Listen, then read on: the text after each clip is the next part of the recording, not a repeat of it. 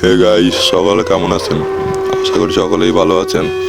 আজ আমি আপনাদের সাথে একটা ভূতের গল্প শেয়ার করতে চাই। গল্পটার নাম হলো ভয়ঙ্কর একটা লাশ বাহিনী। চলো বেশি কথা না বলে গল্পটা শুরু করা যাক। ঘটনাটি ঘটেছিল দোহান থানার চরজয়পাড়া নামক গ্রামে। এসপি বাড়ির সামনে সেই রাস্তা, সেখানে একটা কালপট আছে, আর তার ঠিক পাশেই আছে বড় একটা ঝোপ। সে জায়গায় আরো একটি ঘটনা আমি এর আগে সবার সাথে শেয়ার করছি।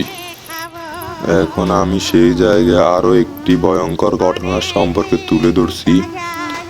এই ঘটনাটি ঘটেছিল আজ থেকে প্রায় 7-8 বছর আগে। একদিন এক রিক্সাওয়ালা রাতে এক প্যাসেঞ্জারকে নিয়ে সে রাস্তা দিয়ে আসছিল।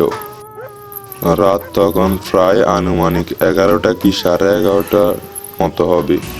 আমরা জানি যে গ্রামে 9টা-10টার দিকে প্রায় বেশিরভাগ মানুষ ঘুমিয়ে পড়ে, তাই সে জায়গাটা সেখানে একেবারেই জনমানবহীন ছিল। তারা দুইজন সে রাস্তা ধরে যাচ্ছে। এমন সময় তারা কিছুটা দূরে থেকে হঠাৎ সাদা কিছু একটা লক্ষ্য করে। তারা যখন সেই কালভার্টের কাছাকাছি জায়গায় গেল, তখন তারা দেখলো যে কালভার্টের উপর সাদা কাপড় পরা একটা লাশ শুয়ে আছে। এরপর তারা দুইজনে রিক্সা থেকে নেমে লাশটির কাছে যায়।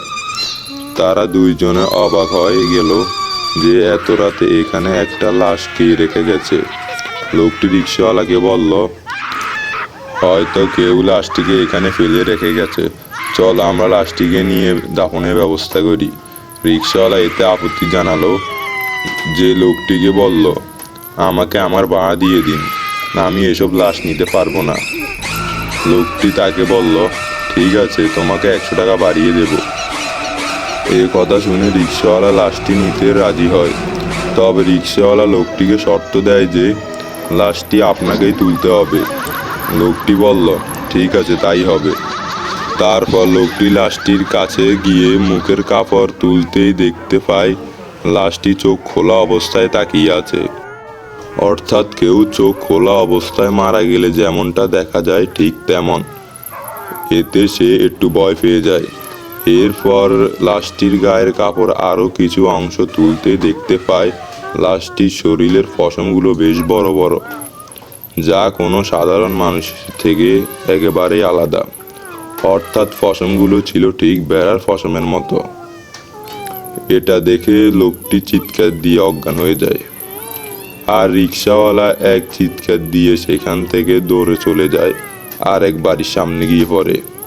তার কথা শুনে লোকজন সেখানে যায়, কিন্তু অনেক খোঁজাখুঁজি করেও সেখানে কোনো লাশ পাওয়া যায়নি। এমনকি সেই লোকটিকেও আর সেখানে পাওয়া গেল না। পরের দিন সকালে সে কালভার্টের নিচে সেই লোকটির লাশ পাওয়া যায়, কাদায় অর্ধেক গাড়া অবস্থায়। এ ছিল আমাদের আজকের গল্প। যদি ভালো লাগে তাকে লাইক সাবস্ক্রাইব করে দিবেন।